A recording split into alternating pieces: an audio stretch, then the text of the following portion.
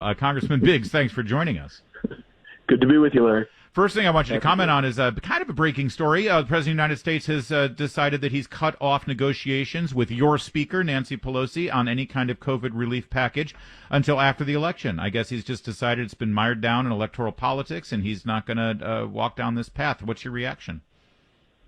I'm hallelujah. I think that's good because she was not sincere. She has always wanted her $3 trillion, and then was willing to take it down to about $2.5 trillion. And bankrupt the country. I mean, she was restoring funding for Planned Parenthood in her last effort. She was sending $100 million to this agency and $100 million to that agency. None of it has to do with providing relief to small businesses and men and women who are struggling because of the lockdowns. But she mostly really wants to protect the states and local government. That's where she wants to send money.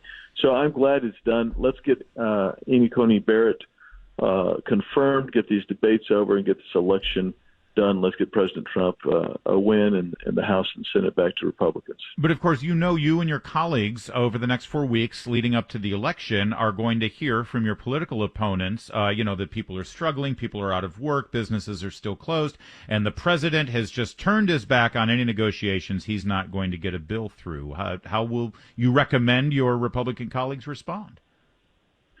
Well, I will say the best thing that we could do is to get the economy opened again. So that's the first thing, and that's a state and local issue. It's not a federal issue unless you want the feds to start getting involved any more in your lives than they already are. And then the second thing is there's $150 billion out there from the last PPP bill that folks were trying to get that through, and Nancy Pelosi blocked that. So, I mean, I don't want to spend all the time explaining. It's just let's face facts. She really doesn't care about the American people. She just wants to spend a bucket load of money and buy some votes and keep herself in power. But it shouldn't happen. Yeah, it just shouldn't happen. Congressman Andy Biggs is our guest, chairman of the Freedom Caucus in the House. And what I like about you, Congressman Biggs, is that you face opponents head on, much like the president, and you don't pussyfoot around. And in that regard, last week you sent a letter to Attorney General William Barr asking him to appoint a special counsel with regard to the New York Attorney General. Talk me through this, because this is great and this needs to be done. There's something wrong going on in New York. Yeah. So what you have is her political platform. Her campaign was elect me so I can attack the president and his family. We will remove them from office and we will take them down, was the word she used. We're going to take them down. The whole family, not just the president, but the whole family. Well, what that is, in the old days, I think we would have called that an abuse of power, right? I mean, that's... Yeah, on the face of it. Yeah, right on the face of it. So she wants to get elected and use her police power, which she is given as the Attorney General, to instead, without going into an investigation.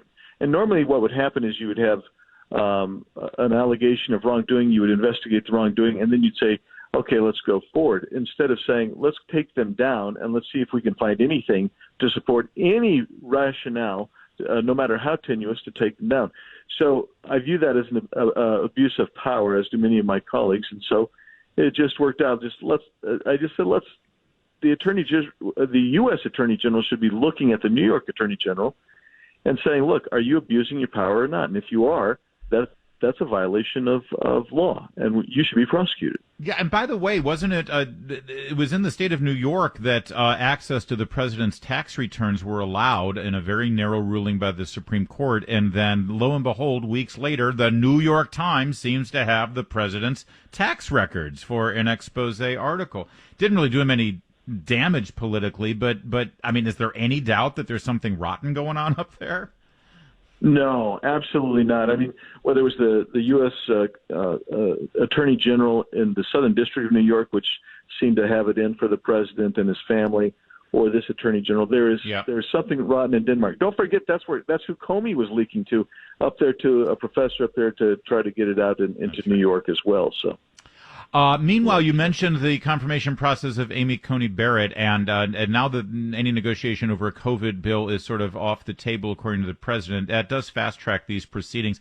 For your voters in Arizona, how important is this issue that the Senate come through and make sure that this judge is confirmed to the Supreme Court? Well, it is really important for the whole state, but I'll just tell you, in my own district, going out and talking to people, polling data that I've seen, this really is a huge issue for folks out here, and you can guess that it's divided along partisan lines. But when you take independents and party non-declared, it's really important, they think, to get a ninth Supreme Court justice confirmed, and a lot of the reasons are the same ones that we talk about. Not just the policy issues that they make, but you want somebody who's going to be constrained there. But because of the elections and the shenanigans that are going to go on after the elections, people out here feel it's going to happen. I think people all over the country that I'm talking to feel it's going to happen, and you want a full complement of justices on there to deal with these issues. I keep hearing, Congressman Biggs, that your state, Arizona, is up for grabs. It's a toss-up. It could go to the Democrats. Most of these pundits look at the Senate race between Senator Martha McSally and challenger Mark Kelly as an indication, because he seems to be leading in the polls. What's your take on what's going on in the Grand Canyon state? Well, I think it's close, and it will be close, but the only polling data I've seen in the last 6 weeks that shows Biden ahead is New York Times poll, oddly enough. All other polls from around the country show President Trump's lightly ahead, which means we think he's really closer to about 4 points up. And Martha McSally has closed. She was down about 12 points just 45 days ago, and now she's dead even. In some polls, she's up a couple of points. So it's close. It's a fight. We've got to run through the tape, but doggone it, I think we can win this state, and I believe we will for the president and Martha as well. We'll leave it there. Representative Andy Biggs, always good to speak with you. I appreciate you joining us today. Thanks, Larry. Always good to be with you.